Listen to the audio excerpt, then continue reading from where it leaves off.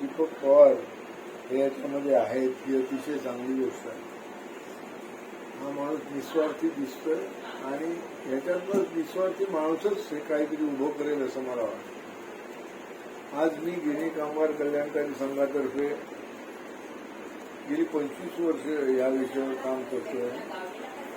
आम्ही अगदी संपूर्ण महाराष्ट्र फिरून जवळजवळ महाराष्ट्रातले 12 जिल्हे फिरून सगळ्या गिरणी कामगारांना आम्ही उभं करायचं काम केलं.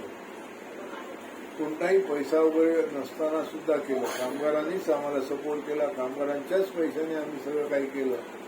ह्या सगळ्या गोष्टी करत असताना एक जाणवलं म्हणजे सतत कामगारांकडनं 25 वर्ष पैसे घेत राहणं आणि त्यांच्याच पैशावर लढत राहणं हे काही योग्य वाटत नाही. म्हणून आम्ही सध्या ह्या गोष्टी बंद केलेल्या आहेत आणि मोर्चावर न काढता पण जर का एखादा सामाजिक संस्था अशी जर का उभी राहिली की जे मराठी माणसाला मुंबईतच घर मिळावं, मराठी माणसांचे मराठी माणसाला विकावं असे काही तत्वज्ञान जर का मांडणारे जर कोणी उभे राहिले तर आम्हाला जरा बरं वाटेल. त्याचं कारण असं आहे की आपल्या ज्या काही जागा आहेत किंवा मराठी माणसांच्या ज्या काही जागा आहेत त्या जर राहायच्या असतील तर आपण इकडे अस्तित्व आपलं असतं पाहिजे.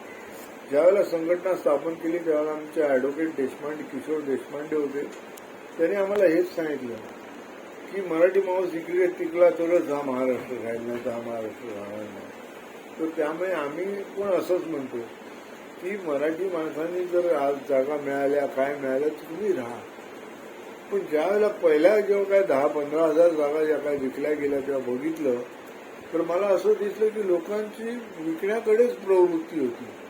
तर माझं स्पष्ट मत असं होतं की विका तुम्ही कोणालाही विका, पण ती आपल्या मराठी माणसालाच विका, तरच पुढे मागे काहीतरी आपलं राहील असं मला वाटतं. आज तुम्ही जो काय आरंभ केलेला आहे मराठी अभ्यास केंद्राने आणि त्याच्यात तुम्ही गिरणी कामगारांचा विषय घेतला ही अतिशय चांगली गोष्ट आहे.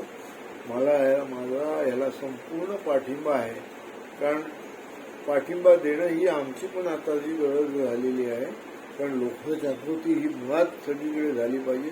लोकजागृतीनेच काहीतरी होईल आणि तरच होईल. पैशाने ही कामं होणार नाहीत असं माझं मत आहे.